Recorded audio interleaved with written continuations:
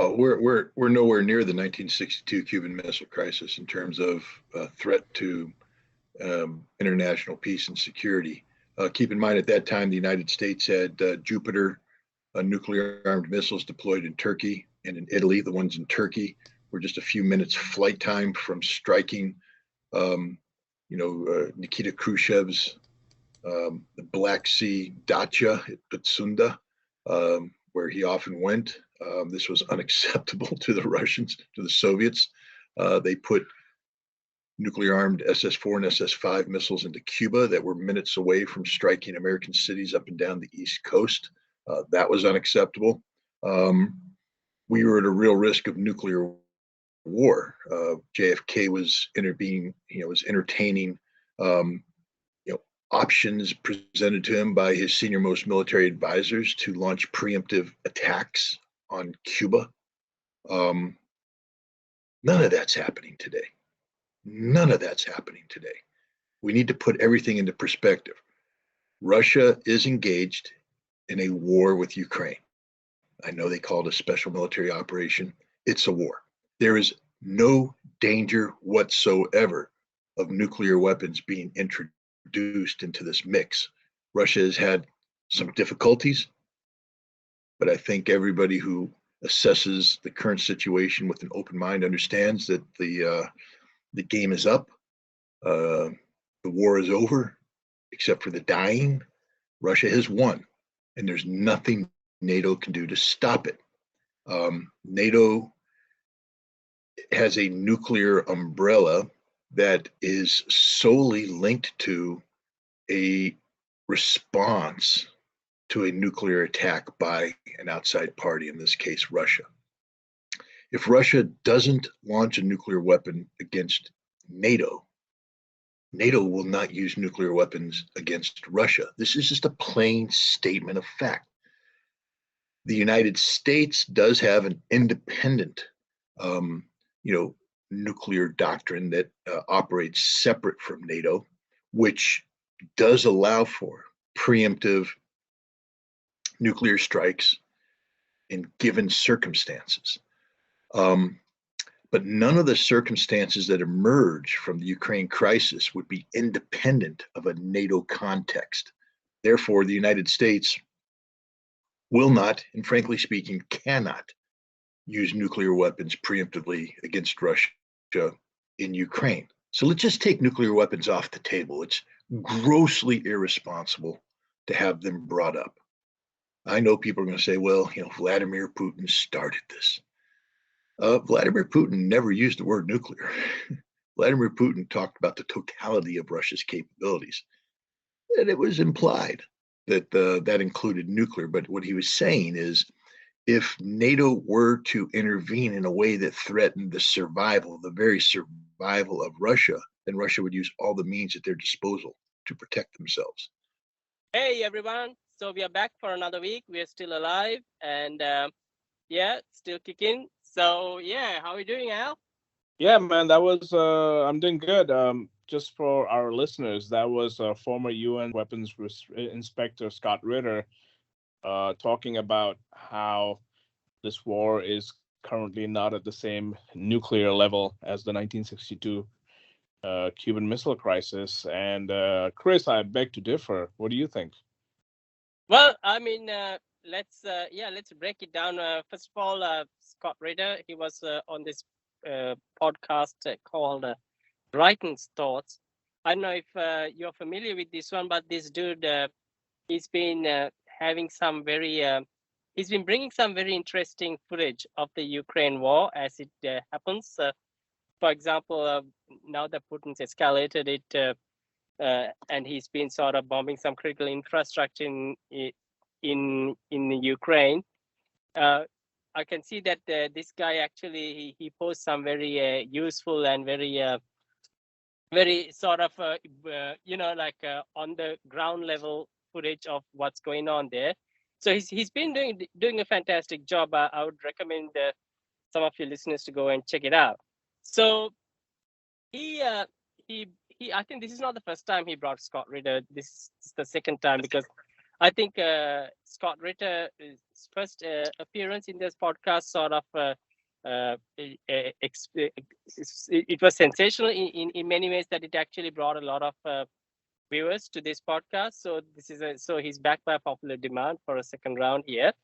And so now that we've sort of got that out of the way, let's talk about what he says. So what he's saying essentially here is that during the Cuban Missile Crisis, obviously the talk of nuclear attacks and even preemptive strikes was very much something that was discussed openly. I think, for example, U.S. had a lot of nuclear missiles set up in Turkey, which Russia aimed at Russia, and especially Khrushchev's, some of the places where he resides in, as well as Russia had nuclear missiles aimed at the United States, to the East Coast. So, in that regard, everyone, even at the highest level, was actually having a nuclear missile, they were talking about nuclear strikes and the nuclear drills, and this is something that was discussed very openly. While here, like what he's rightfully pointing out, that the leaders themselves are not really talking at that level. I mean, yes, Putin sort of implied that they have nuclear missiles and that they will intend to use them if they were attacked in any major form. And of course, but he never actually really sort of, it is sort of very tacitly implied. It's not something that was very directly, it's not something that is on the front line, like during the Cuban Missile Crisis. That's what Scott Ritter is saying. But of course, one thing that he's not factoring in is that our idiot president from the free world, in fact, brought it up during a fundraiser, right? He said that we are close to nuclear Armageddon. So so there's always that. But then again, that's Joe Biden talking. We don't know how much control he has of the U.S. policy at the moment. Right now, he has no control. He's a puppet president. Yeah, exactly. So anyway, that's what I think. I mean, you beg to differ. I'd like to know what your thoughts are on this. Well, 2 points. One is that basically he's talking about the fact that there were these Jupiter missiles that had to be removed from Greece and Italy. And I don't know if our listeners know this, but that part of the story was classified for decades, right? So at the time, like in the 1960s, as far as the US was concerned, they didn't know about this. They just thought that the rockets are pointing at this place, whereas in reality, the Soviet Union at that time knew that, well, we've got rockets pointing right here too. So, and I think what's happening here is this is like a complete reverse Cuban Missile Crisis. This has been a Cuban Missile Crisis for like since 1997, when NATO decided to creep up to the borders of Russia. So the fact that Russia has sort of just put up with it for 25 years, whereas the US couldn't put up with it for even a month, it just goes to show you the complete hypocrisy. And the second point, coming to what Scott said in that clip, was the fact that the rhetoric is out of control over here. These guys are talking about limited nuclear strikes, how they can win a nuclear war as long as we can contain it. Don't forget, nuclear war is good for climate change, apparently. And MSDNC, Morning Blowhard, and his wife, along with all the neocons that lined up at 6 a.m., probably having a nice big circle jerk right now. Putin bad, Putin bad, Putin bad. Like there's nobody else in charge of Russia. They really need to realize that if it wasn't for Putin, there would be nuclear war right now. There are shit ton of hardliners in the Kremlin that want to annihilate Ukraine. Right. So the thing is, Scott is right from his point of view, but he also mentioned that the rhetoric gets out of control. And don't forget, it just takes a mishap here or there for things to completely spiral out of control, right? These empire managers, they think they're so smart, and all it takes is for some submarine dude or like some plane. Like yesterday, a plane all of a sudden released a missile in the direction of some British plane, and it's a British plane. Don't forget, right? I mean, just like with tragedies around the world, if it's a Western anything, then it's like super serious. Of course, when we bomb like planet, countries, it's nothing. So the British newspaper, The Sun, and all these other idiotic rags were like complaining about how bad Putin is, and they were shooting at us and this and that. So yeah, I mean, I feel like they're playing with fire, man. And as I mentioned to someone yesterday, and I think you let me know what you think of this point. This is just a little segue, but it's still related. What I said was that this stuff right now.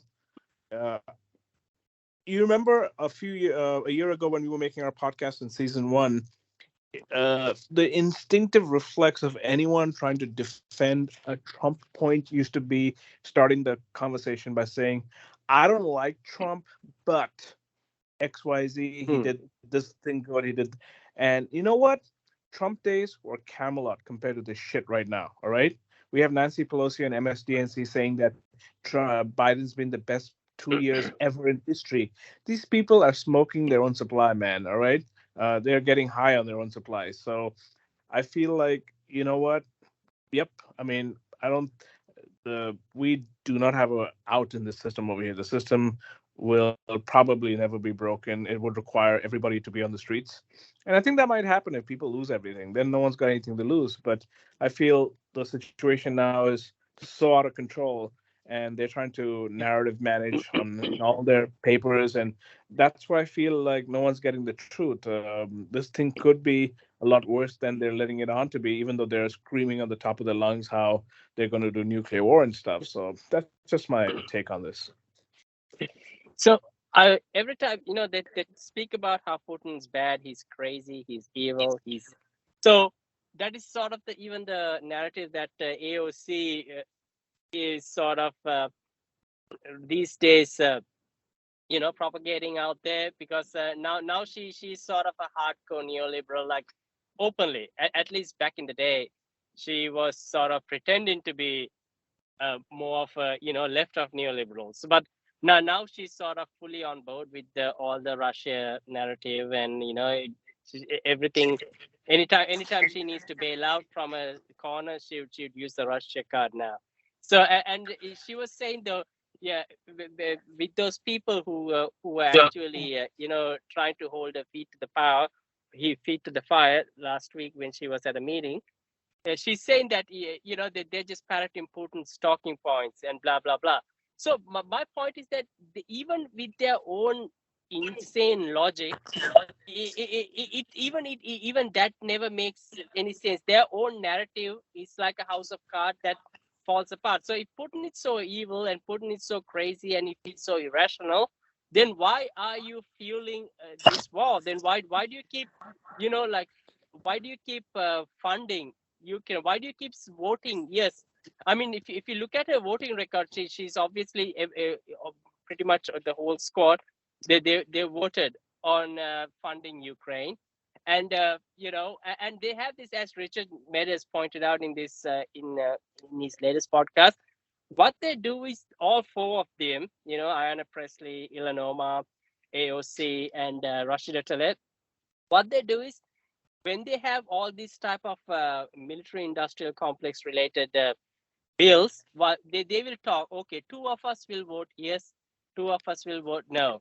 Yeah, but it always comes down to what is safe. If the bill is not going to pass, if neither of them vote, then they will all unanimously vote yes. If the passing of the bill is not a threat, if they know that, okay, what a couple of us can vote no and a couple of us can vote yes, and the bill will still pass, under those scenarios, they will sort of play this little game, okay, she will vote no and she will vote yes. I mean, you believe it or not, you can see there are certain bills where Ilhan Omar and Rashida Tlaib have voted yes to fund Israel.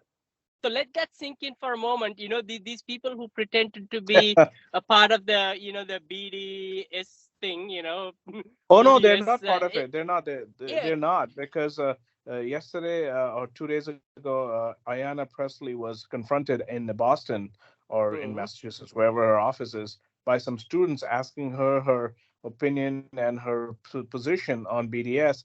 And of course, it was the DNC muddy the word salad right away. She even Yeah. brought up the fact that she's a black woman.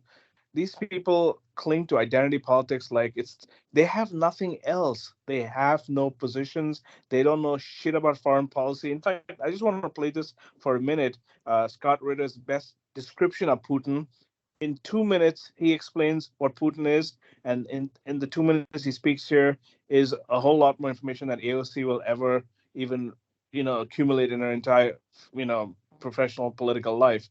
So let me just play this so people can really get a really unbiased opinion of who Putin is, because Scott Ritter used to be a UN weapon inspector, and he's been to Russia and he's met, I don't know if he's met Putin, but he's dealt with the Russian, government at a very high level, and in terms of knowing how things work. So just listen to this, and we'll come back and discuss. Look, he served his country in the KGB. And Jack, if you got a problem with that, then guess what? Who has a problem with you serving your country in the CIA? He served his country as honorably as you did, Mr. Devine, in a different service, not with the same level of seniority, too. Keep that in mind. He was a lieutenant colonel doing a mundane job in Dresden, Germany, when the wall came down. He went back to St. Petersburg unemployed. He drove a taxi for a while, got a job with Mayor Sobchak's office, and anybody who dealt with him, from the U.S. consular to every non-governmental people, said he was the most honest man they ever dealt with. Never took a bribe or asked for a bribe. This kind of honesty and integrity and efficiency in operation got him moved up the ranks in Sobchak's St. Petersburg, and then over to the Kremlin, where Boris Yeltsin eventually promoted him to several positions, including the head of the FSB, the former KGB, and then ultimately handpicked him to be president. He inherited a nation that had just undergone a decade of devastation brought on by the West. But did he hate the West? No. He actually started his first years in office trying to court the West, to come up with normalcy in terms of economic relations, because he knew that Russia's best hope for an improved future was good economic relations with the West, based upon the notion of equality. No more the West coming in, buying off oligarchs, stealing everything. How about the West coming in under normal contract law and dealing with the Russians as equals? That's all Putin wanted to be treated as an equal. And by 2005, when it became clear that the United States, Great Britain, and the West was not going to do that, Putin then said, then I have no choice but to go it alone. And you look at his 2007 speech he gave to the Munich Security Conference, a classic of modern political rhetoric, and you'll know where he's coming from. He's not anti-West. He's just reflecting on the reality that the West is anti-Russian. So yeah, people think that this war started like 6 seconds ago when Putin just had a brain fart and he decided to take 200,000 people and run over half of Ukraine.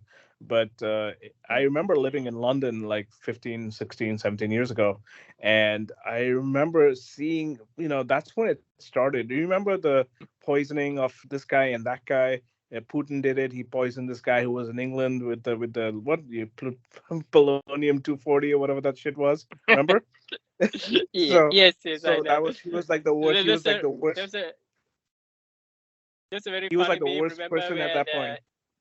there's a very funny meme. I don't know if you've seen it, where Putin's with the Saudi Arabian, I think the MBS or whatever, and you can see he's offering them tea, but they're saying no, and so it's captioned, when Putin offers you tea, but you're allergic to polonium, whatever. Yes, But I you mean, think about it, they yeah. just did it for one person. They were like, that's when it happened, because Yeltsin was completely owned. People don't seem to remember how the West completely destroyed Russia in the 90s, from rigging their elections. Again, the whole projection, Russia interfered in our elections. No, motherfucker. Russia completely installed Yeltsin especially, and Yeltsin was due to lose that year. Remember that Time magazine cover, Yanks to the Rescue? That came out in 96. And that's literally a Time magazine cover saying that Americans are interfering in the Russian election. So from that, they went to this guy who, as Ritter said in the clip, Yeltsin actually installed him as president, and I think the U.S. was, consulted with before that happened. Clinton gave a seal of approval to Putin, and at the end of the day, don't forget, Russian oil and gas is nationalized. That's the number one, I feel, worst thing you can do if you want to always inflict U.S. regime change on your own country, is nationalize your own resources. That's it. It'll be over, because once BP, Shell, and ExxonMobil can get to you, that's when regime change starts. So I feel like they've created this caricature of Putin since then, and the brainiacs that consist of the citizenry of the United States propagandize almost as much as the Ukrainian population is. They just don't know. They think it's always Saddam or Gaddafi or Putin. They're so simple-minded. The media is just insane in terms of parroting this one evil person narrative, and as Scott said in the original clip, Putin has not mentioned nuclear weapons once. The only people mentioning nuclear weapons are the West. And somehow people think Putin's going to launch when it's the US who has the preemptive first strike doctrine going on. So it's nuts, man. We were talking about it earlier, about that missile being launched, because I know there was breaking news that a missile was released from a Russian aircraft near an unarmed RAF plane on a routine patrol over the Black Sea. Defense Secretary Ben Wallace said. So I saw there was a Caitlin Johnson tweet. Just she was saying, in relation to this, just a friendly reminder as we ram up our nuclear brinkmanship games closer and closer to the edge, that anything can go wrong in any number of ways, potentially sparking a chain of events that lead to the end of everything. I mean, what she's saying here is that it's a domino effect, and when the world's on the edge, all what it'll take is just one mistake or one hasty decision, or like anything can. We are completely at the mercy of certain people who need to remain completely rational at this stage, because any stupid move, it's all what someone in a position of power has to do is take one stupid breath, and it can all result in a like a clusterfuck. I think it will. And do you want to know why? Why? So, Chief of Staff of the United States General Mark Milley, he said just yesterday, if Ukraine falls, the rules-based international world order will fall. That was established 80 years ago after the end of World War II. So I think this is the closest thing we'll get to a confession from the U.S. military that the proxy war in Ukraine is not about quote unquote human rights or democracy, but all about preserving U.S. global hegemony. So I think these guys, they're sociopaths. They're not thinking about like, oh, and I've always mentioned this to almost everyone I've known, is that, hey man, the West is not going to let go of power. They'll take the whole world down, but they're not going to be number 2, 3, or 4. And they're doing everything they can to. I mean, they're ramping up with everyone. Forget about Russia. They want China out of the picture. I think Iran is next, and India's on the way too. So uh, it's gonna be an interesting time if we all live through it to like our next week's episode, right? Oh yeah, and speaking of China, all gloves are off now, because I don't know if you managed to get a glimpse of it, but Xi Jinping recently had a speech, and he was talking about what after they said. What he said was, I think he was openly speaking in the parliament, in the committee. I'm not sure what they call that. They call the assembly. But Xi Jinping opens the CCP summit by announcing full control of Hong Kong has been achieved, and that Taiwan's next. So these people are, they're good. They've had enough fucking around now. They're like, we are not going to play this game anymore. We are going to be we are going to look after our own interests, and we are not going to be playing all this nice guy anymore, because you guys fuck with us, and we are going to show what we are capable of. And they are, of course, in the process of carving their own self-determination. And speaking of confessions, did you hear about the Ukrainian minister who confessed for blowing up the Crimean Bridge? Oh yeah. That was some minister. Yeah, he did that. Well, I mean, we all know it's them. Who else could it be? I mean, what? Well, I mean, I think we're supposed to believe that Russia wants to blow up their own pipeline, blow up their own supply chain, blow up their own bridges because they're playing 65-dimensional underwater chess, right?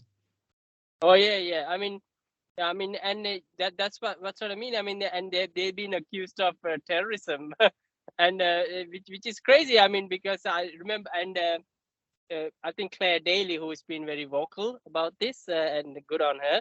I think you can, if you guys want to look her up, she's made some very powerful speeches in EU in EU meetings and all in regards to Russia, and she said that there is nothing constructive about pot calling the kettle black. If EU is I going to actually start, have it here. Let's yeah, play it for them because she really calls out the goddamn pack hungry wolves that are the collective West. Here we go. State sponsor of terrorism is a term of US law. It doesn't exist in EU law. But a Zelensky advisor called for it in the Parliament magazine, and here we are again reporting for duty. And all it will do is make peace harder to achieve.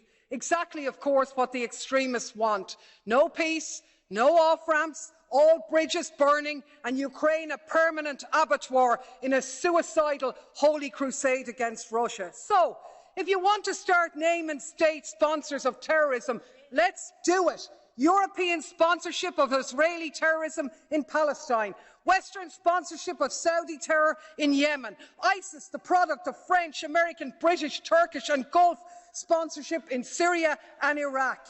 Decades of right-wing US-backed terrorism against the Cuban Revolution, the Contras in Nicaragua, death squads in Guatemala, in El Salvador. Remember Vietnam, Laos, Cambodia, horror after horror, terror after terror. There's nothing constructive about the pot calling the kettle black. Would he ever cop on, start championing peace and enter the war which is patently in the interests of EU, Ukrainian and Russian citizens? So she really says out what they call the quiet part out nailed loud. it. Yeah.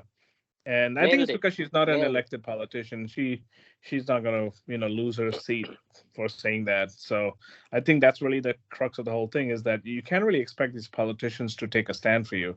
They're interested in just clinging onto power, and the entire train is moving towards this Armageddon, as Biden called it. So I don't know. I mean, it's I really think that unless people get in the fucking streets, and when will that happen? When you've lost everything. By then it'll be too late, right?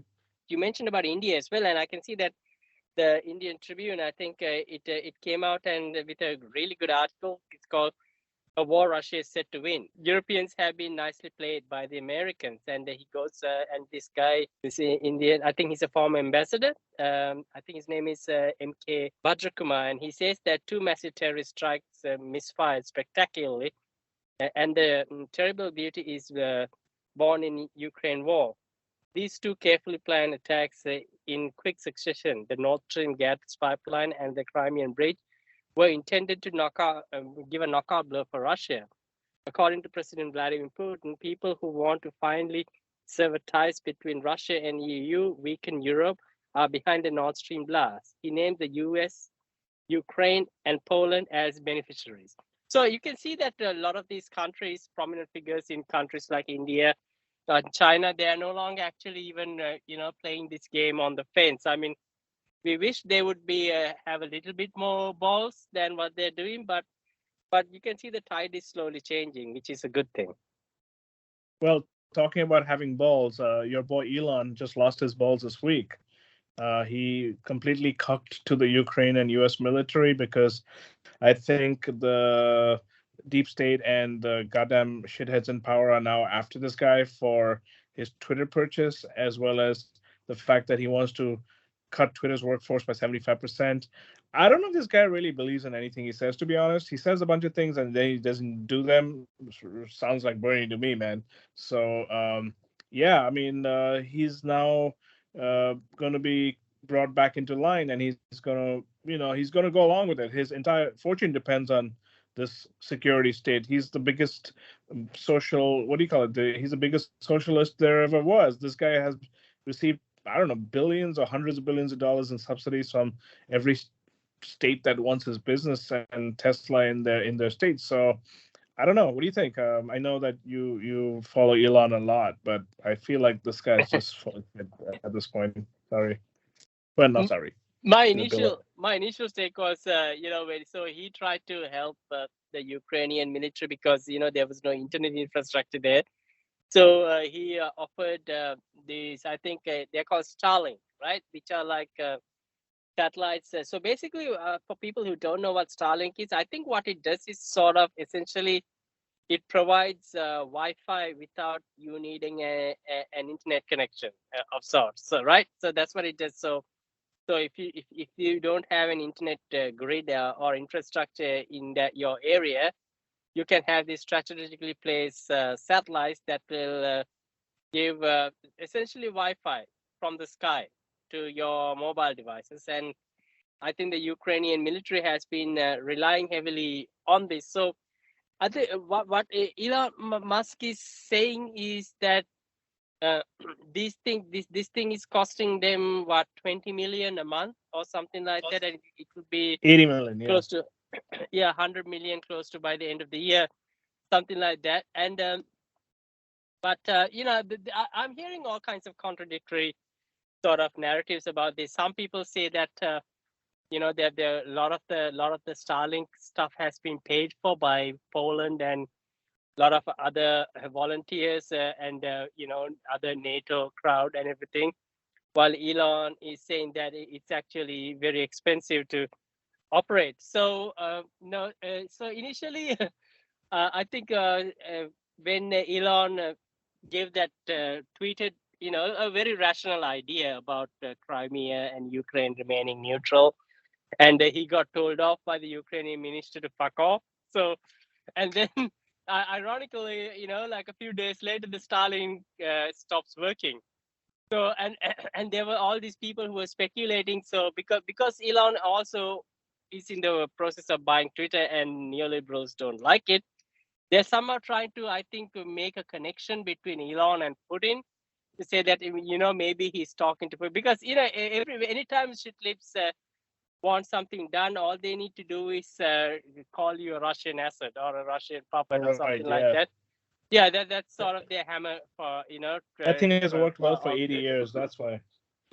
Yeah, exactly. So in a way, I mean, I have a famous, I have a one of my favorite lines is "No good deed goes unpunished." So Elon Musk could be in one of those situations where he tried to, because he wants to make himself look like the savior or a like a hero. Remember that those kids that were stuck in a Thai cave, and he tried to like he was very vocal about how to save them. He came up with this ridiculous contraption that was of no good at all, and then he got into this fight with some doctor or something like that.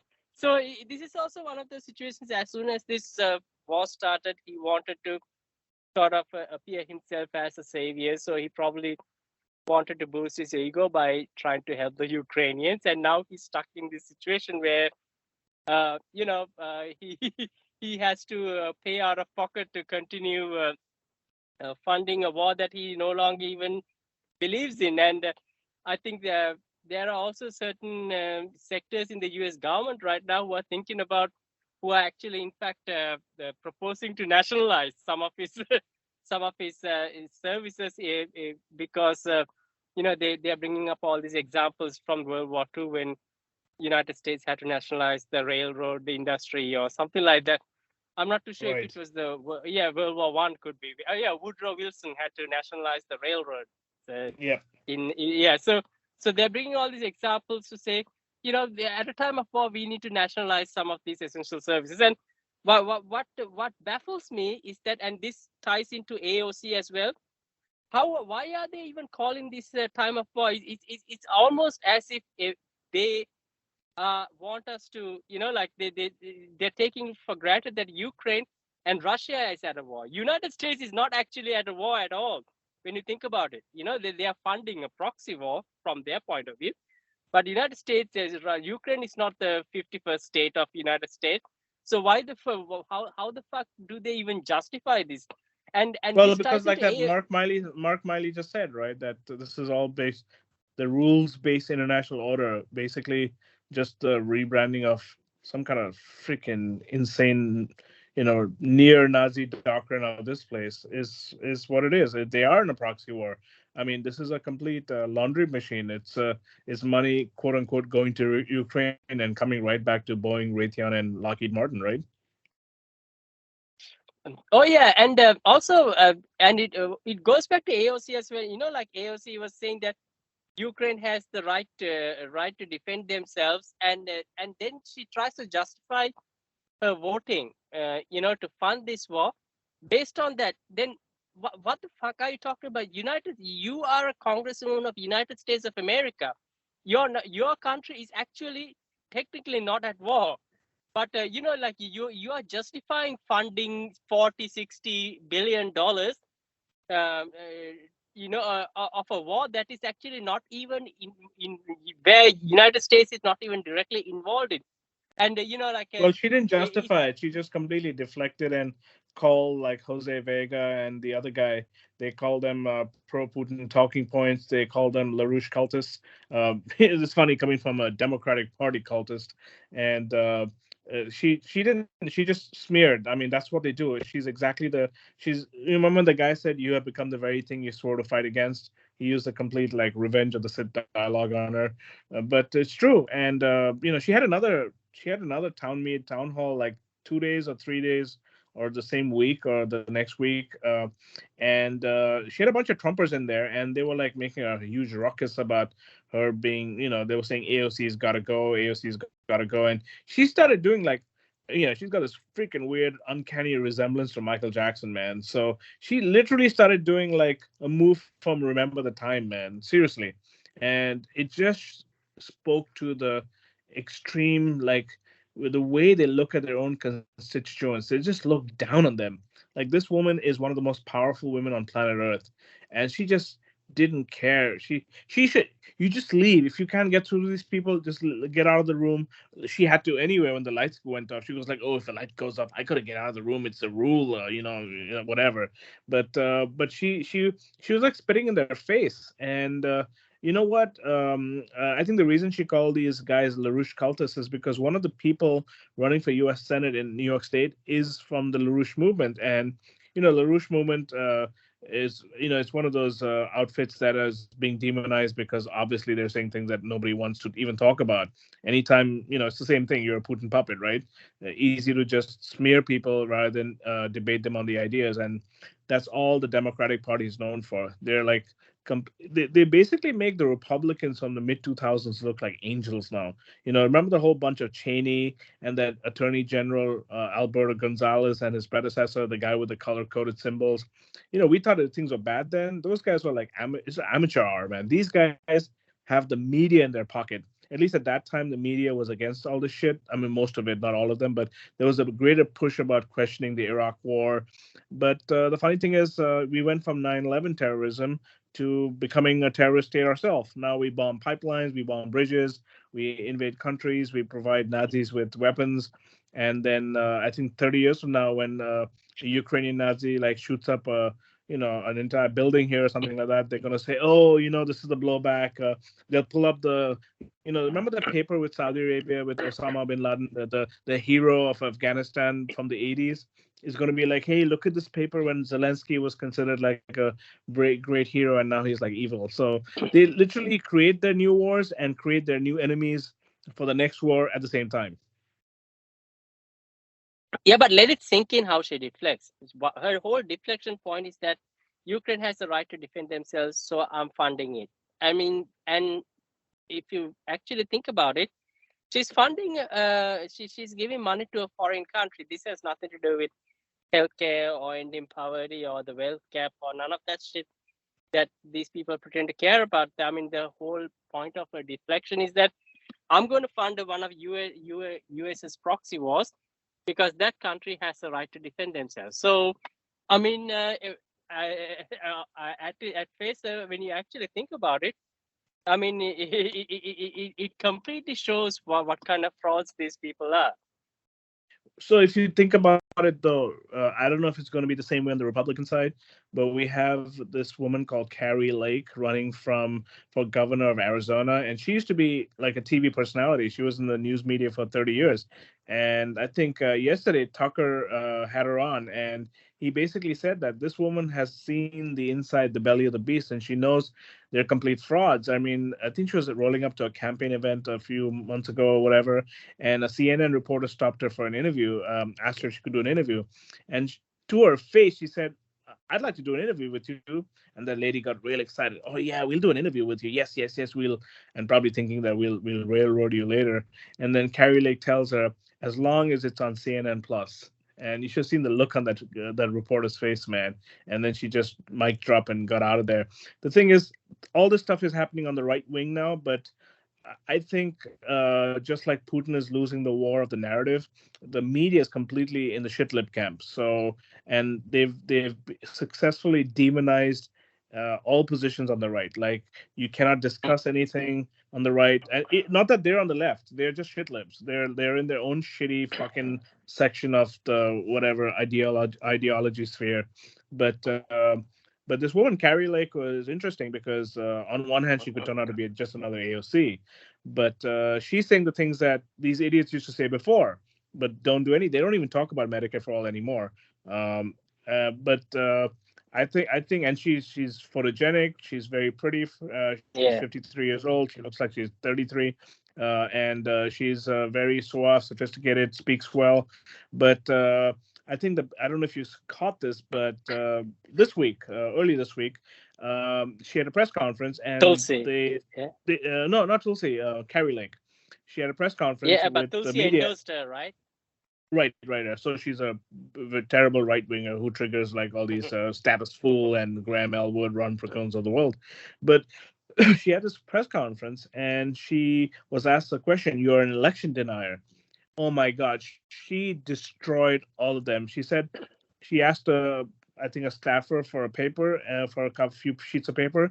She asked the staffer his age. She goes, "How old are you?" He goes, "I'm 20 years old." She goes, "Over here, I have 150 examples of Democrats denying election results. Of course, starting with Shitlery, followed by that grifter Stacey Abrams, right? And oh my God, she literally undressed them in front of everybody. And it was just like an epic takedown, man. And you know what? AOC does not have the guts to do any of this shit. She has all she was, as we all know, lab incubator politician, Israeli political lab startup, along with Ted Kennedy indoctrination. This woman was just for herself. The constituents are, for lack of a better word, very ill-informed, especially in the Bronx and Queens, where none of them can come to our town halls because I don't know if our listeners know this. They announce these town halls like same day or just the day before. They don't want people to come to these town halls. She acts like, "Oh, look, I'm meeting my constituents." The reason there was nobody there is because people are working. It's a working class neighborhood. They don't have it on a weekend. So nobody can come for this shit. And I'm glad Jose and the other guy were there to take her down because you know what? They allowed other people to start. They don't want this to happen. They don't want the ball to start rolling. If it picks up any momentum, then they lose control of a certain section of the people that they're sort of indoctrinating and controlling with their stupid messaging and complete talking points. So yeah, I mean, it'll be interesting. It's not like make America great again, vote blue, no matter who, same problem, just different flavors. But I mean, what are you going to do? This is not a parliamentary democracy. We don't have like 30 parties, and the people are just A or B. And anytime a third party comes up out of nowhere, the Democrats sue to get rid of them on the ballot. So just for entertainment's sake, it'll be wonderful to see right wingers take down these shitlips for a while. We'll have our hands full with them once they get into power. But you know what? Shitlips are just nauseating. Now wait a minute. Now wait a minute. The vote blue, no matter who, is actually a very good weight loss diet plan. Here I am back in January of last year. I just couldn't keep the weight off no matter how many different exercise programs I tried. Now I'm down to my ideal weight, and it's never been easier. All I had to do was vote blue, no matter who. Every time I went to the grocery store, I was with so many different options to choose from. But now, Now I'm lucky if I can even fill my bathtub. I used to be really unhealthy, never got that much exercise. But now that I can't afford to put gas in my car, I have to walk to work. And as an added bonus, I don't have to worry about being carjacked anymore. So you can ditch Tybo and start saying Ty Joe. Come on, man.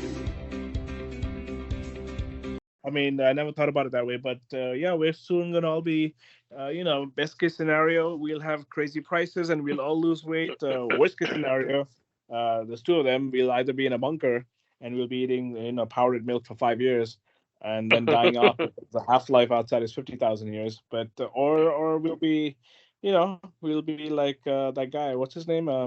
Thanos. There'll be a finger snap in the air and we'll all turn to dust, right? Man, I'm not gonna lie. Back in Sri Lanka, powdered milk is sort of the norm. I mean, no one drinks fresh milk. So, as kids, right, what we used to do is we used to put like a scoop of powdered milk in our palm and a bit of sugar. We mix it up, and it used to taste like heaven. It's like the best thing you can ever eat as a kid, and we used to love it. So, I'm always a little bit, like pissed off when people they consider powdered milk as sort of a something that like as a last resort type of thing, because that's not my lived experience. But then again, the powdered milk here is actually not the powdered milk here is not the one that I remember. In Sri Lanka, the powdered milk is really sweet, and you can actually just lick it and it tastes good. The powdered milk here is just disgusting. It's like just tasting something chalk. very blunt. Yeah. So anyway, that was just a bit of a segue. So you were actually talking about the media, like the CNN and all, but there was a little bit of a gem that we missed in the last couple of weeks but it just came to my attention today, and this was in the Joe Rogan interview with Joe Rogan was interviewing the Rolling Stone magazine founder Jan Wenner, and this is so this dude he's all about the government wanting to regulate free speech and the internet and control the gateways of information, because these people, they made their big bucks as the mainstream media. They want to control the information gateways. They don't like to see alternate media people or people challenging the narrative through the internet. This is something because it's because they've kind of lost their their edge in who controls the information. So this guy, he's trying to he's trying to convince Joe Rogan as to why the internet should be regulated, and he keeps digging his own grave, because Joe doesn't even try. He's very subtle, he just sits there coolly, and every example he brings, Joe just brings up a very counterpoint that completely destroys his narrative. And would you like to play that one? I think I shared it with you. Here we go. I love the internet's great, and I love social media, but like every other industry in the United States, it has to be regulated. If you don't regulate it, But who regulates it? the government. Do you trust the government to regulate the internet? Absolutely. You trust the people that got us into the Iraq war under false pretenses to regulate the internet? Do you think that makes any sense? Well, wait a minute. I would not. The people who got us into the Iraq war It's the government. was the politicians. It's the government. In the end, yes, it's the government. But who else is going to regulate? But if they're going to be in power and they're regulating the internet, they're going to regulate the internet in a way that suits their best interests. The same way they do with the banking industry, the same way they do with the environment, the same way they do with energy, the same way they do with everything. What represents their interests? There's so much. You're talking about so much money involved in disseminating information. Right now, or the internet companies are rich beyond belief. Yeah, it's a disruptive thing that has never existed before. I think it exists, and I think where we're at is where we're at. I think we need to move forward collectively as a country with an ethic that respects truth and that appreciates opinions and reality and an understanding of things that's not necessarily possible with corporate interests involved in dissemination of information. But there's no way to do that except through the government. There's no way you can do that except through the government. Why is that? Human nature is not going to change. But the government's not going to change either. But the government is capable of change. Okay, look, the government regulates, for example, the food supply, or can regulate. Let's take the food supply. Yeah, the Department of Agriculture. Why have they let glyphosate infestate all of our foods? Let's say what's one thing. Yeah, but that's a problem. That's the government regulating. Well, then we better get better politicians in them to appoint better people. I mean, I guess again, don't let the perfect be the enemy of the good. Right. Okay. So let's take the SEC or take the Food and Drug Administration, which regulates big pharma. On the one hand, we've got a very safe supply of drugs in this country. You know, their drugs are tested. You know, you don't get too many bad drugs. You know, prescribed drugs. 25% of all drugs approved by the FDA get recalled. What you're doing? I mean, it's not because that is one thing I do sort of often tell people: never underestimate Joe Rogan. I know he doesn't often push back, but he just knows a lot more than what he shows. And he was effortless at tearing this guy down. Yeah. You know, the media people they live in their own bubble because they create their wealth depends on everything's being the way it is right now. They will never. Even Musk. I mean, what do you think? He just changed his mind because of the goodness of his heart. Guy was freaking threatened 6 ways to Sunday, man. In fact, he did an interview recently where he says the government is a corporation too. It just has a monopoly on violence. That's the only difference, right? I mean, come on, the dude's got contracts with Pentagon, you know, and all the defense and everything. I mean, anyone who's that firmly rooted in the deep state, it's hard for us to actually. You got to be incredibly naive to trust someone like that because, they just play all angles. Right. That's I wanted to our last topic because we're running past the hour now, so let's just get to the last part. So the CDC has now mandated that, and all 15 of them, paid off lunatics, have mandated that they need to put this into the child vaccination schedule for schools, which means you can't put your kid in school unless it's got a nice big fucking CDC approved COVID-19 jab. Last time I checked, COVID doesn't affect kids, but somehow, and it affects way less kids than even the flu. But somehow now this has happened, and a lot of the people running for office for these midterms are completely against these mandates. And but you know what? The PSYOP was successful. They do this shit to normalize it. Now it's normal. A mandate is normal. It's hard. It's the furthest thing from supposed American quote unquote freedom. But yep. I mean, also it makes no sense even by their own logic. I mean, we all know that the vaccine efficacy is it sort of halves every month or so, to the point that let's just say if the vaccine is even protecting you, which there's an argument to be made, but what's the point? I mean, you even if the kids are vaccinated 6 months later, they are literally unvaccinated. So what are they trying to prove? It is a matter of, shut the fuck up, conform to our, sacred cows, and don't ask questions. It's got nothing to do with the utilitarian value of this stuff. It's a complete grift. It's a Pfizer grift for money. They raised the price per shot to $110 just before this ruling, right?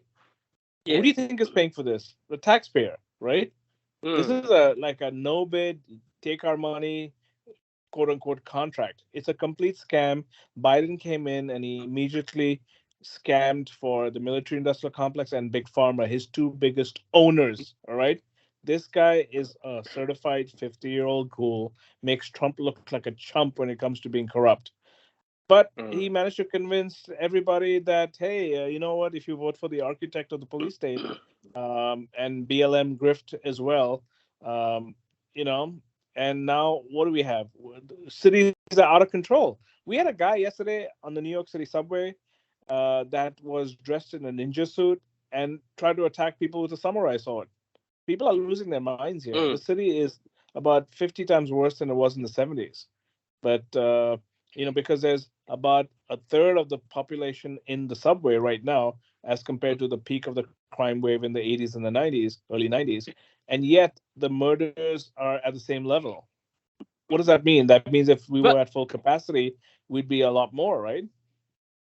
Yeah, and yeah, I think speaking of the vaccines, also I know that Dr. Robert Malone he appeared in the Majid Nawaz podcast, the Radical podcast in Odyssey. I think it's worth checking out because he does go a fair bit in depth, and also we are also in the midst of finding out more and more that people at the Pfizer and all these vaccines, I think Moderna and all, they all knew that the vaccine was actually not, it didn't have a significant impact in protecting, the people around you. I mean, I think the core narrative that I've always had was that, if you, maybe it did something to protect you, from when you got the COVID, maybe it wouldn't have impacted you as much as it should have. But then again, unlike all these other vaccines like the polio, rubella, and all that shit, this vaccine wasn't really doing much in terms of herd immunity. I mean, you are never going to achieve herd immunity anyway. I mean, even as it stands, only less than 60% of the world population is even vaccinated. Actually, go look it up. Yeah. This was never going to be a goal that you were going to achieve anyway. So it was a lost cause. So even from that point of view, I mean, vaccine did nothing to actually. I mean, it didn't stop the transmission, right? That was the thing. I mean, that we were still getting people were still getting it from other people, even if you were vaccinated or not.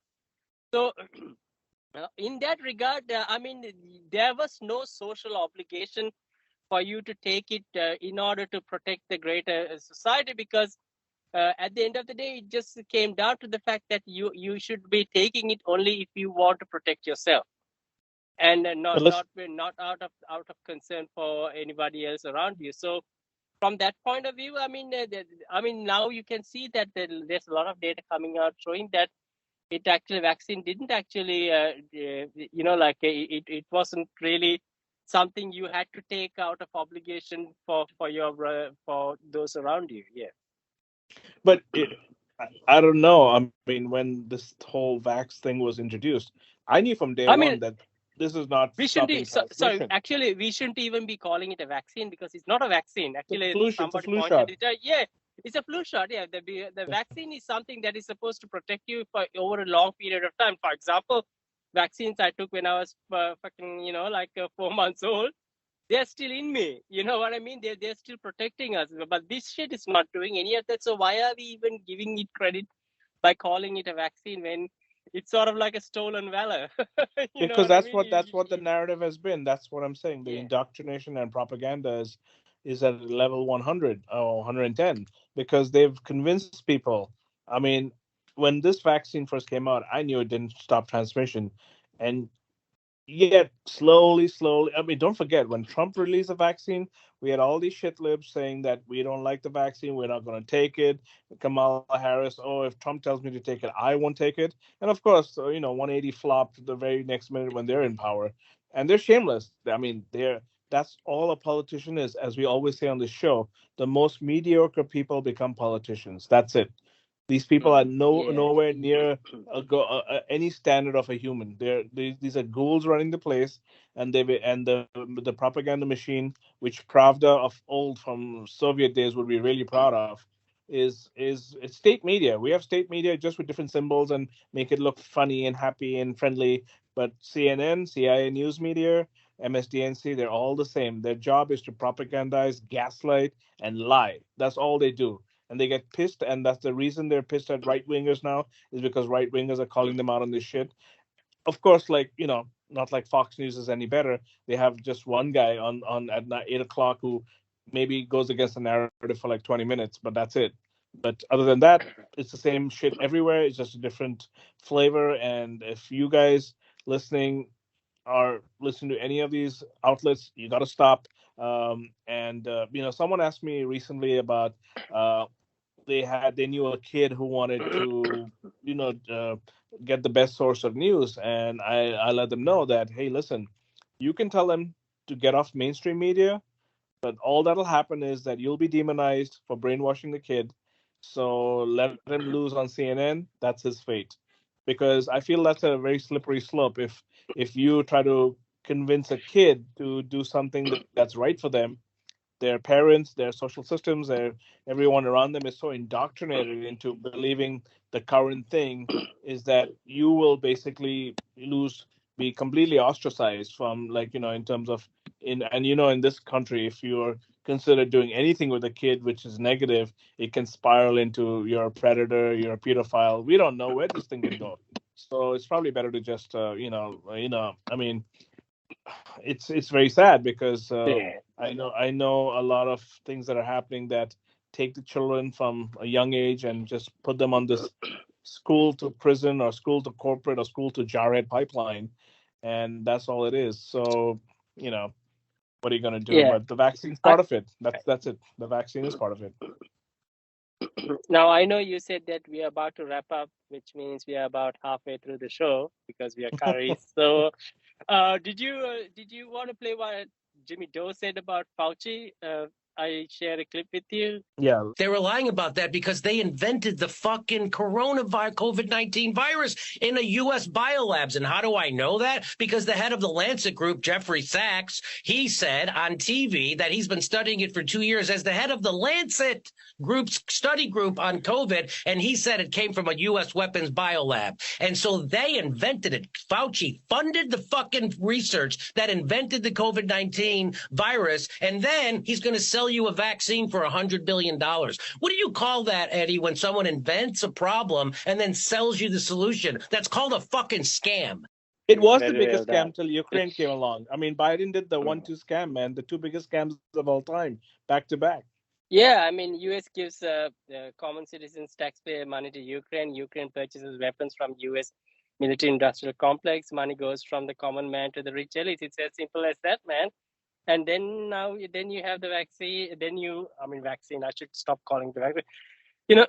It's the same goes with everything else. The flu shot and everything else. So, what can you do, man? Anyway, there were some other. You can keep listening to BeyondNarratives.com. Yeah, there's some other stories that we should actually briefly cover before we go, and one of them is okay. So now. I hear that the Russian soldiers are actually flying high with Viagra. What do you have to say about that? Well, it's just a recycled story from the Libya, NATO war there. They reach into the archives, look at see what kind of BS propaganda stories that haven't been sort of remembered. And they just recycle. They give it to their sycophant Goebbels wannabes in the media, and they run that shit again and again. And it's a complete insult to our intelligence that they think they can get it. Yeah, because they will do get. And don't forget, most of the idiots don't have a memory of this because they don't remember things the way we do. They also did it in a different way. They used a Curry. They used a Curry who works for the UN to spread this propaganda. The UN is just another cocked vassal of the US, So, and I think she's from like the Maldives or someplace, and she was like, yeah, they're using Viagra. Of course, no evidence as usual, but people don't even read the articles anymore. They just look at the headline, "Oh, Russia's bad. They're using Viagra," right? Viagra. So the thing, yeah, you know what? I saw a video yesterday. Russia is doing just fine. Someone even mentioned that their supermarkets and their department stores look like 1980s America.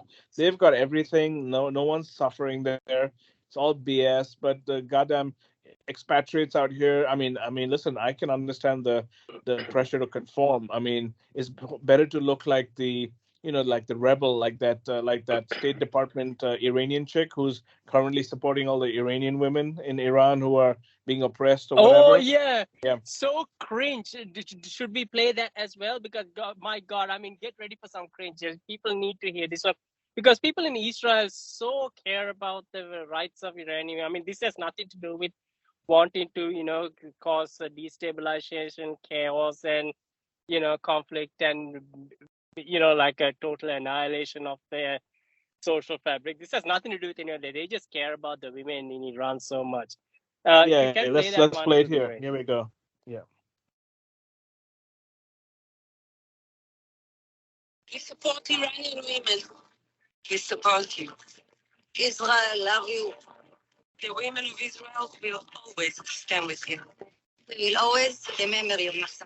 We will never forget you. We will never forget you. Every woman deserves to be free. You are in our hearts.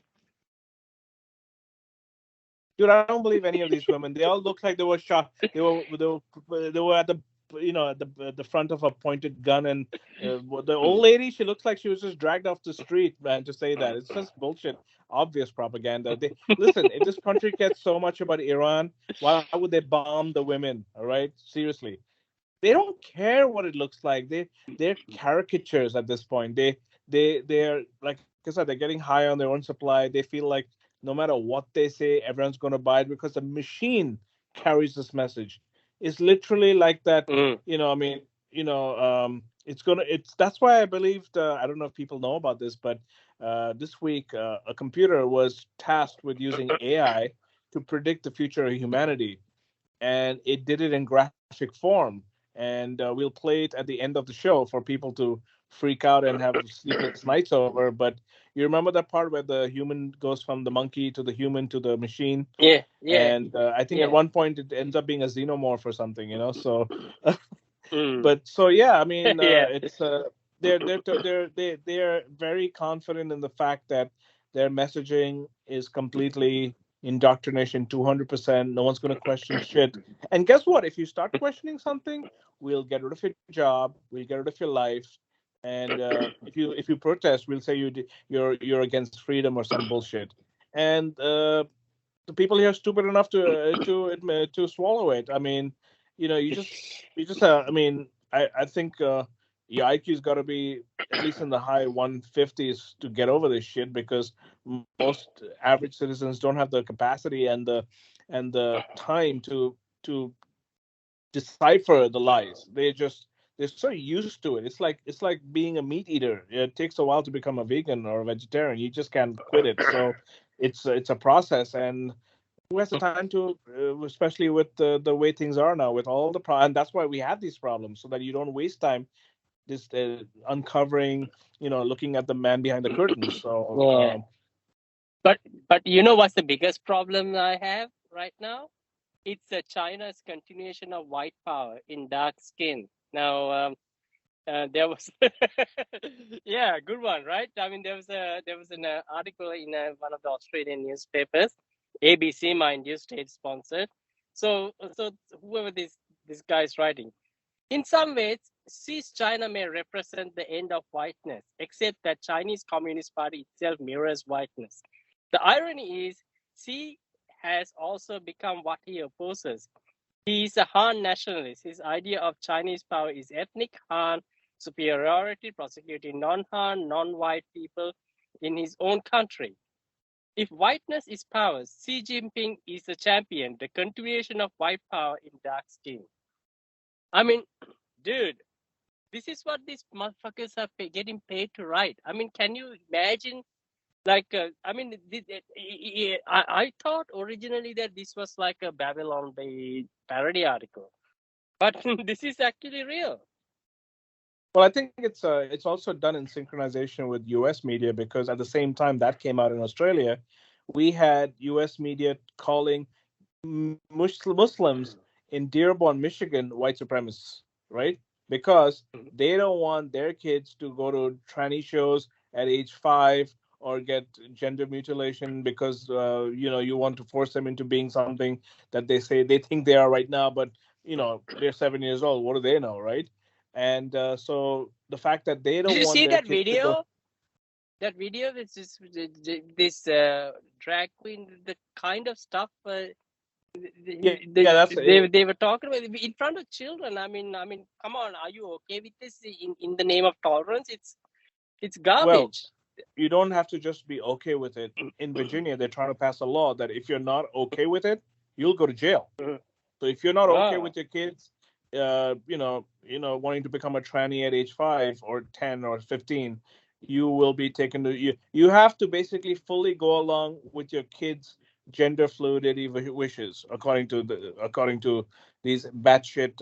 I don't know which county it is. I hope it's not. It's probably Virginia is a pretty big state, so it could be anywhere. But I read the article about 10 days ago where they said they're trying to pass this law, and we're gonna have fun now because it's Yeah, only like it's crazy, right? The parents get prosecuted for anything, like a minor would do. If your 17-year-old kid does something, then it falls back on the parents. Like it's all the fault of parent. But when it comes to this shit, the state is quite ready to take everything away from the parent and say, like it's no longer the parents' responsibility. We are going to do this for you. You're going to cut your kid's dick off, because I mean, it works both ways, right? I mean, it's amazing the hypocrisy of these people, the double standards. well, that's exactly what all of this is. Everything we've talked about in the last hour and a half has been just the U.S. hypocrisy. The Yeah, U.S. is what? I mean, they're pissed at. I don't remember the U.S. getting canceled for killing 1 million people in Iraq. All right, I don't remember the yeah. U.S. athletes being banned from sports. I don't remember any of the shit. All the people who did that are completely embraced by the Democratic Nazi Party right now. All the warmongering goals like Cheney, I think his daughter is stumping for the opponent of Kerry Lake in Arizona, right? She was boasting about it in Texas to a bunch of people who don't care Oh whether no, kiss of death. That is. exactly. These people are like but the thing is, again, it's a bunch of just mediocre people, right? And of course, I mean, there's no difference right now between Cheney and AOC. It's the same shit, right? And AOC is going to do whatever she can to, they're probably doing rebranding right now, in some Yeah. other think tank lab right now. So, but Yeah. that's why we are. We are here because of hypocrisy. The U.S. projection 100% everything they do is projection. In fact, everything they say about anybody else is something that they've always done and probably they've pioneered. And it's like what someone I know tells me all the time is that if you are of a mindset where you're constantly thinking of this, you're going to project that onto your enemies, all right? And the But fact that yeah. the U.S. needs an enemy. I don't think this country has been at war for less than 90% of its existence. So it's part of like the American dream. If you're not at war, it's not American. Oh, by the way, did you see that Newsweek's lame attempt to prove that the Ukrainian kill list, where people like Roger Waters and Tulsi Gabbard are on, and Rand Paul, is not linked to the Ukrainian government? And the funny thing about this lame ass article is that the article goes, proves exactly what it was set to, debunk, which is, so gotta love it when, an article of this nature, is set out to fact check and debunk, ends up proving the exact opposite of what it was intended. So the article itself admits that this list, it was founded by a Ukrainian politician and activist. And it has also been closely linked to a politician, Anton, I'm going to butcher his name, so I'm not going to bother say, whom the Times of London in a recent interview referred to as the co-founder of the project. I mean, it's incredible that, like, I am baffled that a lot of neoliberals are not bothered by the fact that there are American citizens on a kill list, of a foreign country simply for having opposing views. I Well, mean, because you cannot have opposing views now. If you're not in lockstep for all this shit, whereas the war, tranny agenda, none of this shit, like you gotta be in lockstep. If you're not in lockstep, you're enemy of the state. I mean, and well, of course, I mean, this was all kicked off by Obama, man. Come on, if you go back, you can just trace all this shit back to him. yeah, And yeah. what I mean, better than to have a black man to yeah. do the work of the white Nazi, right? So. Yeah, look, remember that, I mean, that they're saying that 1st of January is far worse than 9/11. I don't know, while framing it against 9/11, Nicole Wallace claims that January 6th was the deadliest attack in the U.S. Capitol in history. Disgraced and corrupt former FBI agent Peter Strzok says that 9/11 is nothing compared to January 6th and demands leaders to be on the same war footing. I mean, yeah. So basically, war, domestic war on your own citizens. I mean, that is the most lucrative thing you can do. I mean, it's certainly more lucrative than going overseas just to prosecute the peasants in your own country, obviously, because a lot of those people. I mean, just like with 9/11 and Guantanamo Bay. I mean, right now you have people in isolation. People in jail for the crime of simply walking into the Capitol, which they are calling it as trespassing. I mean, a lot of these people, all what they were doing was the gates were open and they just walked in. They didn't know, like this, because of the bunch of sheep walking into the slaughterhouse. Most of Well, them we didn't even also, know what the yeah. I think last week we discussed the fact that even Yeah. Pelosi was, they had the camera crew ready. It's Yeah. complete freaking trap, and of course, moron Trump walked right into it. So it's just basically the elites pissing on each other and using the sheep as fodder. And a lot of these people who walked into the Capitol, who were let in, they're now in jail for like 5 years, right? And the thing is, like, people can say whatever they want, but they don't realize the one bad thing that's happened is that, hey, guess what, bitch? When you don't have food and when you're getting fucked by these goddamn, empire managers over there, you won't be able to go and knock on their door because this psyop made sure that that can never happen again, right? No, they say that, guys, we are the government. Yeah. Good luck They're saying fighting that in court. Yeah. They say that we are the government. These are people's property. So if it's all people, it belongs to the people. The moment a bunch of peasants walk into the elitist halls in the United States, you can even see people like AOC completely, like this. She's completely shocked that a bunch of peasants walked into the sacred chambers. I mean, this is why we know that these people don't represent the peasants, or they don't represent the ordinary people, because they're like, yeah, you're trespassing. How the so you're not so you don't represent the people. So peasants are not allowed to occupy or desecrate in any way, because that's how they view it, right? You are the other. You stay online. These sacred halls are not yours, and that's just how they view it. I mean, you can see how their own narrative falls apart when they see a bunch of working class morons just walking into their, what they call it as, the people's halls. How is it people's halls when you're so offended by people walking in there? You know what I mean? Well, yeah, they also made sure that this psychology permeates through society. So if you're in like a shitlib party and you say you like Trump, you're gonna see like people scatter like cockroaches, right?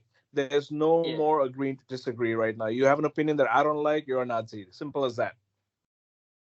Anyway, so I think they've allowed to. Yeah. Sorry. Keep going. I keep interrupting you. No. That's. I'm just saying that they've successfully divided the population. That was their job, to make sure there's going to be one insane group and another insane group fighting all the time, because they both have the weirdest psychology that their party is better.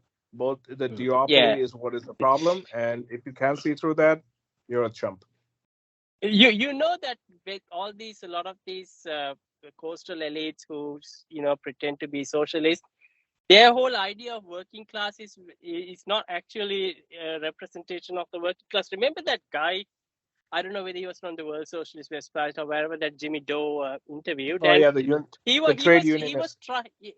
He was trying to redefine what working class meant. So working class does not mean, like working class people of America who belong to various races and ethnicities. His idea of working class excludes white people or anything. I mean, they're trying to redefine what these terms mean. I mean, and it's crazy. So so most of those poor people who were probably walking into those buildings and protesting and taking part in those type of grassroots movements, they are not working class unless they toe the line and agree with all the neoliberal talking points that this guy.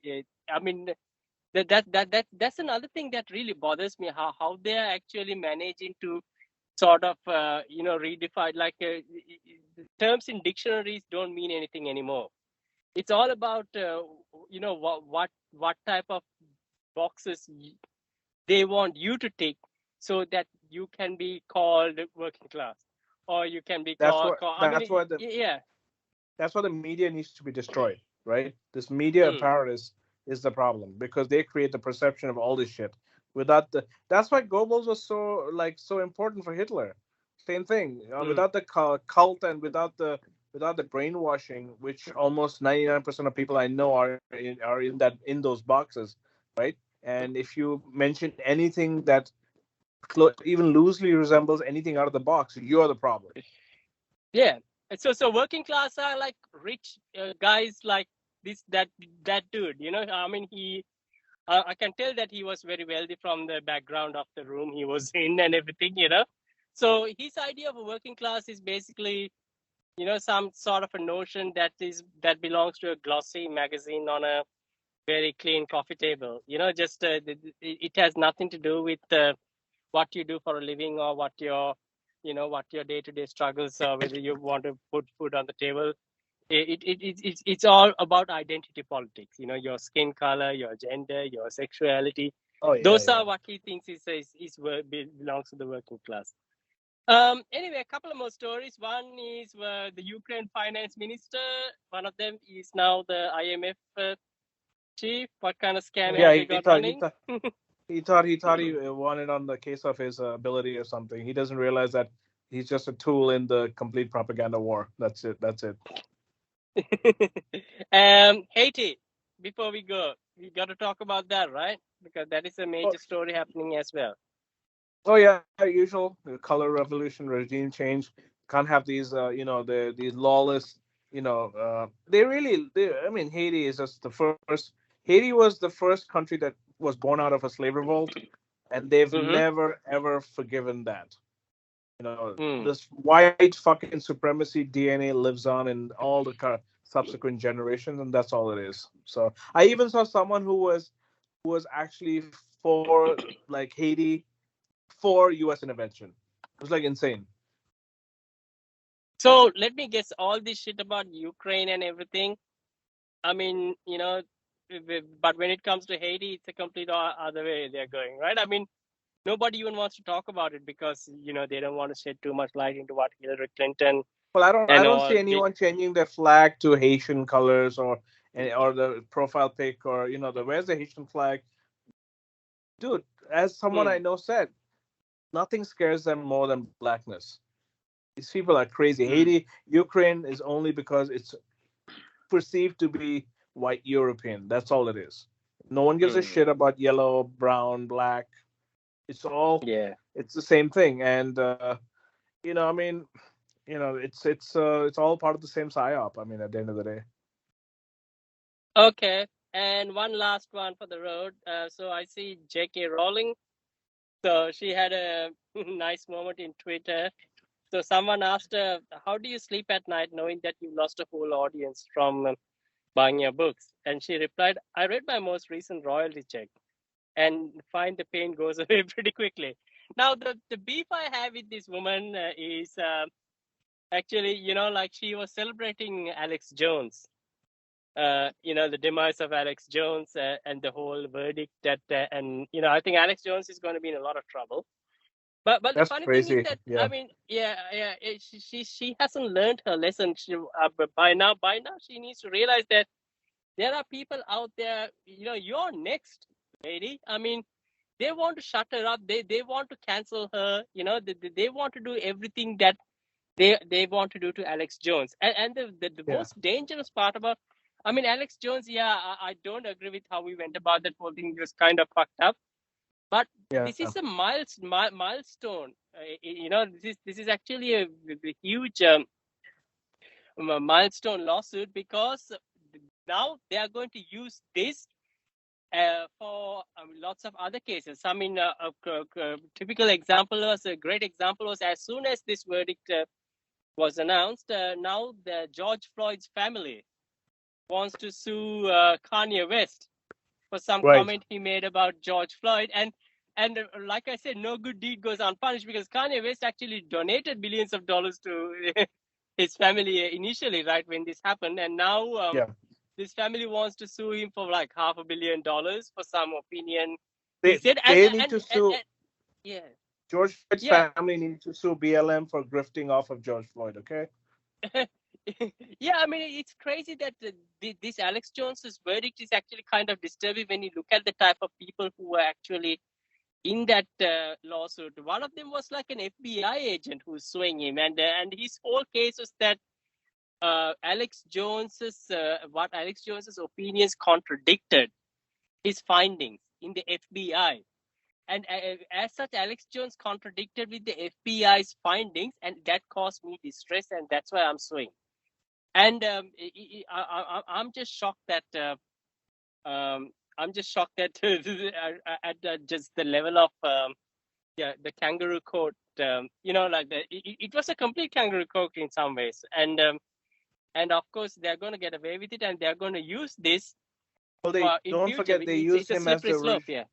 they used him as the original test case for censorship, right? So it doesn't help. Again, it doesn't help that Trump and Alex Jones are so far out there that they're easy to lampoon, right? Now, that's not to say, don't forget, Alex Jones was the first guy back in the day to talk about all this shit, okay? I remember seeing InfoWars in 99 or 2000, okay? That's like 20 plus years ago, right? Now, of course, it doesn't help when he says things like, again, we have to apply the same standard. If you're going to say things like the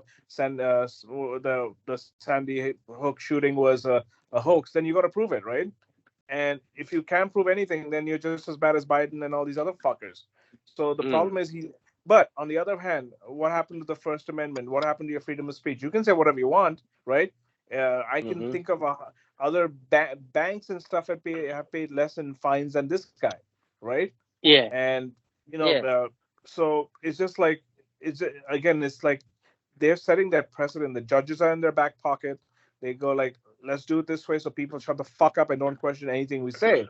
And they're going to cap it off with I still don't think that they have enough mass mobilization to allow for a complete kangaroo trial for Julian Assange, but I think they're putting the pieces together in place that once the indoctrination is like certified to be complete, then let's bring him here. Because right now I still think if they bring him here, he becomes a target. People are going to show up, and they can't have all these peasants fucking floating around in front of courthouses, right? So I think they're just waiting for that. They're actually hoping he might just die of COVID or whatever, because he's got all these health problems. And once he dies, problems gone away. People have their own problems. So I think that's what they're doing, and I think people need to be very diligent about saying that everything around you is a fucking lie, and if you turn on the TV, you're a chump. Anyway, I think we've covered everything in the last 7 days that I wanted to cover. Is there anything else you want to add before we go? Well, all I can say is just let's we've given us 7 more days before let's hope in 7 days we also still have access to equipment that we can make this podcast on, and just want to tell people that, hey, listen, the nuclear threat is real. It's not the fact that it's going to happen. I don't think the owners and managers of the planet are going to want to die. But I think if something bad happens, it'll be because things will spiral out of control. And because you can't control something like this. Yeah, something like this. I mean, people think that we can micromanage it as it happens. That's fucking crazy. That's not how this kind of thing rolls out here. Yeah, so I don't think they want to die. But at the same time, it brings me back to the classic dialogue from Lex Luthor in Superman 4, the ever great Gene Hackman. He goes, "Nobody wants war. We just want to keep the threat alive." Now, of course, we have a war going on, so they want to keep the nuclear threat alive. So peasants stay in line, shut the fuck up, and Putin bad. All right, that's it. Putin bad. This bitch Hillary created this fucking lie out of her ass in 2016. Thank you, Carrie Lake, for bringing her up again. She used her as the first example of an election denier. So let's not forget, Hillary was the first person to deny Trump won the election, along with that entire pussy hat marching bunch of idiots on Jan 21st, 2017. All right. I was there on Fifth Avenue laughing at their asses from the pavement because I said, I'm not entering the sea of shit. And that's all it was. It was a bunch of, 1%ers, 10%ers, 20%ers, just Saturday afternoon stroll with the three kids in their $2,000 stroller. Let's protest Trump. Trump hadn't even started the job, so this goes to show Wait a you. minute. Hang on. Wait a minute. Isn't Pussy Hat sort of? Isn't that bigoted? Because Pussy Hat would mean that in order for you to be a woman, you got to have a pussy. I mean, that's not. Well, they've started defining what is a woman. They don't even know how to define a woman anymore. So who knows? They're all over the place, and that's why they couldn't say my body, my choice during. Yeah, are you saying that the trans people, because they don't have a pussy, they can't be women anymore, right? I mean, this is Pussy Hat is a trans exclusionary movement that we need to call out. Don't you think so? Well, the narrative hadn't reached that level yet at that point. So at that time, it was Madonna, the Pussy Hat. They're still grifting off all the benefits of Western civilization and imperialism. And half these people don't even know what imperialism is. Okay, basically, just take any shit lip out there, ask them what imperialism is. They will not be able to define it. All right. The reason they can't define it is because imperialism is based on capitalism. It's capitalist economies bent on global domination, right? The fact that they want their iPhone, they want their freaking Prada bag, they want all this shit, and it's all off the backs of slave labor from the global south, okay? And they love it the way it is. And Putin bad again. Putin's going to destroy our lives, and we're going to have to, go back to like 1935, and we don't want that. We like the way things are, where we can just go get what we want. And how dare this bloc called BRICS is defying us. So expect Iran, India, South Africa to join Russia and China to be busted. And now that Saudi Arabia wants to join BRICS, that was probably the best news of the week, seeing Saudi Arabia give the finger to Biden. That was, again, I don't know how long it's going to go, because I don't know if our listeners know this, but Venezuela is now on board with the U.S. regime. You see how quickly they shifted, right? They're selling oil to Chevron. They're letting Chevron come back into the country, all kinds of shit. So, it's just a matter of, people are going to do what's in their best interest, I guess. But right now, I feel like it's a good thing BRICS has come up, and, it's just going to be a matter of time before, we start feeling the effects here. Regime change is currently only happening in Europe, where Liz Truss is out, and the Italian person also is out. Now, although this Meloni person might be gone soon too. It's not like she apparently isn't that great now in terms of her viability. But Putin's having the last laugh right now. So good for him. Go Russia, man. Oh yeah. So man. So we covered a lot this week. So hopefully, we will catch up with you next week if you're alive. And So anything else you want to add, or shall we end it here? Yeah, so we're going to end it here right now. We want to let people know that you can look us up on Twitter, Beyond Narratives. Just don't put the E between the end. So it's just Beyond Narratives. And you can also find Chris at, what's it, Chris? Think is True? Think is True, or True Free Thinkers, as it's shown in the front end. Yeah, so think is True. Yeah. All right. And check out our previous episodes on beyond-narratives.com. And we'll check you out next Friday. Peace out, y'all.